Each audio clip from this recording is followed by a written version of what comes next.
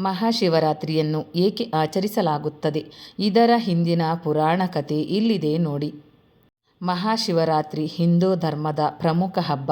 February 26, 2025 ನಡೆಯಲಿರುವ ಈ ಹಬ್ಬದಲ್ಲಿ ಶಿವನ ಆರಾಧನೆ, ರುದ್ರಾಭಿಷೇಕ, ಉಪವಾಸ ಮತ್ತು ಜಾಗರಣೆ ಮುಖ್ಯವಾಗಿದೆ.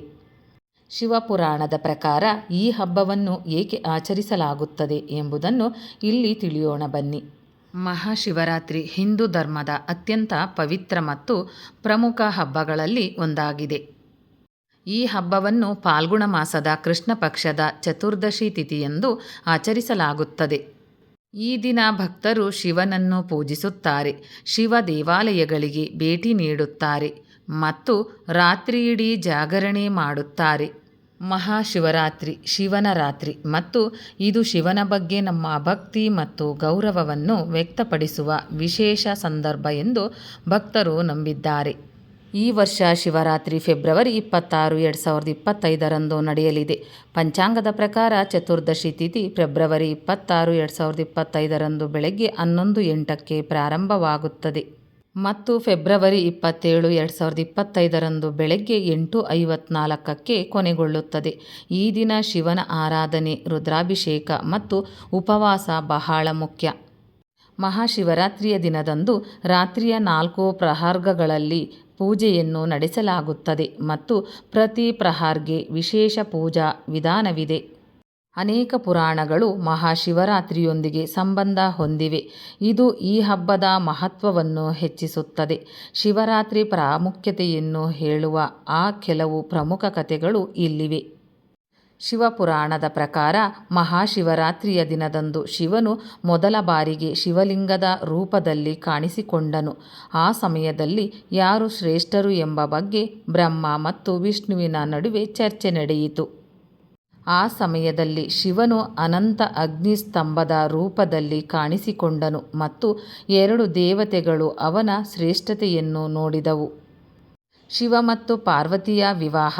ಧಾರ್ಮಿಕ ನಂಬಿಕೆಗಳ ಪ್ರಕಾರ ಶಿವ ಮತ್ತು ಪಾರ್ವತೀ ದೇವಿಯು ಮಹಾಶಿವರಾತ್ರಿಯ ದಿನದಂದು ವಿವಾಹವಾದರು. ಪಾರ್ವತೀ ದೇವಿಯು ಶಿವನನ್ನು ತನ್ನ ಪತಿಯಾಗಿ ಪಡೆಯಲು ಕಠಿಣ ತಪಸ್ಸು ಮಾಡಿದಳು. ಅವಳ ತಪಸ್ಸಿನಿಂದ ಸಂತೋಷಗೊಂಡ ಮಹಾದೇವನು ಅವಳನ್ನು ತನ್ನ ಹೆಂಡತಿಯಾಗಿ ಸ್ವೀಕರಿಸಿದನು. ಮತ್ತೊಂದು ಕಥೆಯಂತೆ ಸಮುದ್ರ ಮಂಥನದ ಸಮಯದಲ್ಲಿ ವಿಷ ಹೊರಬಂದಿತು. ಈ ವಿಷದ ಜ್ವಾಲೆಯು ಎಲ್ಲ ದೇವತೆಗಳು ಮತ್ತು ಅಸುರರನ್ನು ತೊಂದರೆಗೊಳಿಸುತ್ತಿತ್ತು. ಈ ಸಮಯದಲ್ಲಿ ಶಿವನು ಈ ವಿಷವನ್ನು ಕುಡಿದು ಜಗತ್ತನ್ನು ರಕ್ಷಿಸಿದನು. ವಿಷವು ಅವನ ಕುತ್ತಿಗೆಯಲ್ಲಿ ನೀಲಿ ಗೆರೆಯನ್ನು ಸೃಷ್ಟಿಸಿತು ಮತ್ತು ಆದ್ದರಿಂದ ಅವನನ್ನು ನೀಲಕಂಠ ಎಂದು ಕರೆಯಲಾಗುತ್ತದೆ. ಯೋಗ ಸಂಪ್ರದಾಯದ ಪ್ರಕಾರ ಭಗವಾನ್ ಮಹಾದೇವನನ್ನು ಆದಿಗುರು ಎಂದು ಪರಿಗಣಿಸಲಾಗಿದೆ. ಸಾವಿರಾರು ವರ್ಷಗಳ ಧ್ಯಾನದ ನಂತರ ಒಂದು ದಿನ ಅವರು ಕೈಲಾಸ ಪರ್ವತದ ಮೇಲೆ ಸಂಪೂರ್ಣವಾಗಿ ಮೌನವಾದರು. ಈ ದಿನ ಮಹಾಶಿವರಾತ್ರಿ ಎಂದು ನಂಬಲಾಗಿದೆ. ಮಹಾಶಿವರಾತ್ರಿ ಹಬ್ಬವು ಶಿವನಿಗೆ ನಮ್ಮ ಭಕ್ತಿ ಮತ್ತು ಸಮರ್ಪಣೆಯ ಸಂಕೇತವಾಗಿದೆ.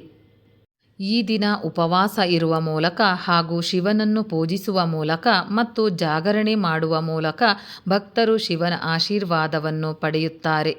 ಶಿವನು ಯಾವಾಗಲೂ ತನ್ನ ಭಕ್ತರನ್ನು ರಕ್ಷಿಸುತ್ತಾನೆ ಮತ್ತು ಅವರ ಎಲ್ಲ ಆಸೆಗಳನ್ನು ಪೂರೈಸುತ್ತಾನೆ ಎಂದು ಈ ಹಬ್ಬವು ನಮಗೆ ನೆನಪಿಸುತ್ತದೆ. ಮಹಾಶಿವರಾತ್ರಿಯನ್ನು ಆಚರಿಸುವುದು ಅತ್ಯಂತ ಶುಭವೆಂದು ಪರಿಗಣಿಸಲಾಗಿದೆ, ಏಕೆಂದರೆ ಇದು ಭಕ್ತರ ಹಿಂದಿನ ಪಾಪಗಳನ್ನು ಪರಿಹರಿಸುತ್ತದೆ ಮತ್ತು ಆಧ್ಯಾತ್ಮಿಕ ಮುಕ್ತಿಗೆ ಕಾರಣವಾಗುತ್ತದೆ ಎಂದು ನಂಬಲಾಗಿದೆ. ಈ ಹಬ್ಬವು ಸ್ವಯಂ ಸಂಯಮ, ಧ್ಯಾನ ಮತ್ತು ಕ್ಷಮೆ, ಪ್ರಾಮಾಣಿಕತೆ ಮತ್ತು ನಮ್ರತೆ ಅಂತಹ ಸದ್ಗುಣಗಳನ್ನು ಅನುಸರಿಸಲು ಪ್ರೋತ್ಸಾಹಿಸುತ್ತದೆ. ಮಹಾಶಿವರಾತ್ರಿ ಇದು ಪ್ರತಿಯೊಬ್ಬ ಮನುಷ್ಯನೊಳಗಿನ ಸೃಷ್ಟಿಯ ಮೂಲವಾದ ವಿಶಾಲವಾದ ಶೂನ್ಯದ ಅನುಭವಕ್ಕೆ ನಿಮ್ಮನ್ನು ಕರೆತರುವ ಒಂದು ಅವಕಾಶವಾಗಿದೆ. ಒಂದು ಕಡೆ ಶಿವನನ್ನು ಲಯಕಾರಕ ಎಂದು, ಇನ್ನೊಂದು ಕಡೆ ಅವನನ್ನು ಅತ್ಯಂತ ಕರುಣಾಮಯಿ ಎಂದು ಕರೆಯಲಾಗುತ್ತದೆ. ಅವನು ದಾನ ಮಾಡುವಲ್ಲಿ ಶ್ರೇಷ್ಠನೆಂದು ಕೂಡ ಕರೆಯಲಾಗುತ್ತದೆ. ಯೋಗಶಾಸ್ತ್ರದಲ್ಲಿ ಶಿವನ ಕರುಣೆಯ ಬಗ್ಗೆ ಅನೇಕ ಕಥೆಗಳಿವೆ. ಅವೆಲ್ಲವುಗಳು ಶಿವನ ಕರುಣೆಯ ಬಗ್ಗೆ ಆಶ್ಚರ್ಯವನ್ನುಂಟು ಮಾಡುತ್ತದೆ. ಆದ್ದರಿಂದ ಮಹಾಶಿವರಾತ್ರಿಯು ಅವೆಲ್ಲವುಗಳನ್ನು ಅನುಭವಿಸಲು ಇರುವ ಮಹತ್ವದ ರಾತ್ರಿಯಾಗಿದೆ. ನಾವು ಶಿವ ಎಂದು ಕರೆಯುವ ಈ ಅನಂತ ಶೂನ್ಯದ ಈ ರಾತ್ರಿಯ ಒಂದು ಕ್ಷಣವನ್ನು ನೀವು ಕಳೆದುಕೊಳ್ಳಬಾರದು ಎಂಬುದು ನಮ್ಮ ಆರೈಕೆ. ಸ್ನೇಹಿತರೆ, ಈ ಮಾಹಿತಿ ನಿಮಗೆ ಇಷ್ಟವಾಗಿದ್ದಲ್ಲಿ ಇನ್ನೂ ಹೆಚ್ಚಿನ ಮಾಹಿತಿಗಾಗಿ ಲೈಕ್ ಮಾಡಿ, ಶೇರ್ ಮಾಡಿ, ಚಾನಲ್ಗೆ ಸಬ್ಸ್ಕ್ರೈಬ್ ಮಾಡಿ. ಧನ್ಯವಾದಗಳು.